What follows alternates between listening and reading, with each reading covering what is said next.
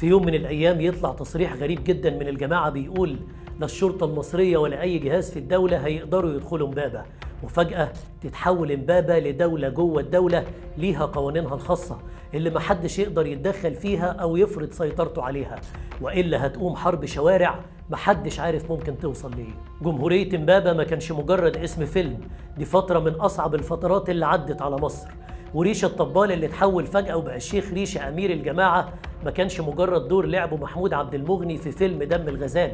دي شخصية حقيقية بيقولوا اسمه الشيخ جابر، وكان موقف إمبابة كلها على رجل ومحدش بيسد معاه. جابر من السبعينات وقبل ما يبقى شيخ كان بيشتغل فن كهربائي، وعمره ما مسك طبلة في حياته، بس في ناس كتير كانت بتقول عنه بلطجي، لحد ما بدأت هوجة الجماعات الإسلامية اللي عايزة تسيطر على مناطق معينة وتعمل تمركز لنفسها في كل حتة، فابتدت تجند بعض الشخصيات في كل منطقة زي الشيخ جابر. فترة السبعينات في مصر ما كانتش فترة سهلة، علشان كده في نفس الوقت اللي بدأت فيه الجماعات تلم نفسها في حتة واحدة، برضو الأقباط ابتدوا هم كمان يجمعوا نفسهم في منطقة واحدة، علشان كده بدأوا يبنوا بيت في محل في كنيسة لحد ما عددهم يكبر ويبقوا سند وعزوة في منطقة واحدة. كل ده طبعا خلى الخطر يزيد أكتر، لأن الجماعات الإسلامية بقت تكتر من حتة والأقباط كمان بيكتروا من حتة تانية، والبنزين محطوط طول الوقت جنب النار، علشان كده بقت أي مشكلة صغيرة عادية ممكن تحصل بتقلب البلد كلها في لحظة،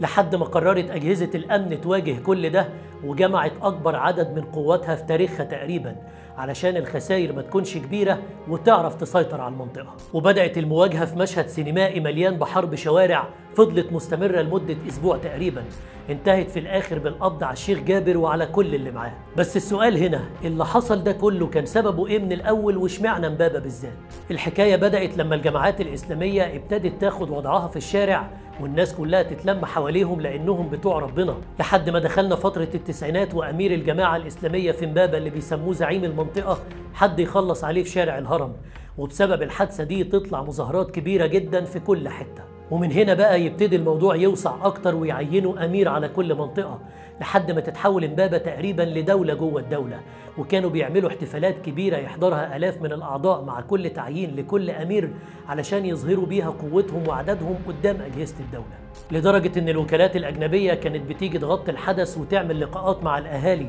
ومن ضمن اللقاءات اللي عملوها دي حوار مع الشيخ جابر اللي كتب عنه بعدها رئيس جمهورية إمبابة. طبعا الحاجات دي كلها كانت بتجنن الداخلية، وأعلنت إنها هتدخل المنطقة وهتجيب عليها وطيها، علشان كده ابتدت الجماعة تجهز نفسها وتحشد الناس علشان تأهلهم، لحد ما تعلن الداخلية عن ميعاد الهجوم وتقضي على جمهورية إمبابة، ويتقبض وقتها على الشيخ جابر هو وأعضاء الجماعة ويقضوا سنين طويلة جوه السجن، ويطلع بعد يناير 2011 يتبرى من حاجات كتير عملها، ويقول كمان إن أغلب اللي اتقال عنه كان تشويه متعمد، لأنه أصلا عمره ما كان أمير للجماعة ولا حاجة، ده كان عضو عادي من ضمن أعضاء كتير واتاخد في الرجلين. في كل الأحوال خليك عارف دايما أيا كان مين الغلطان إن الظلم بيجيب ظلم والخراب بيجيب خراب، ومفيش حد سالك أبدا علشان تاخد منه تاريخ من غير ما تراجع وراه، لأن صدق اللي قال التاريخ ما بيكتبهوش غير المنتصر. بس برضه ده مش معناه إن في كل مرة لازم المهزوم يبقى ملاك وضحية.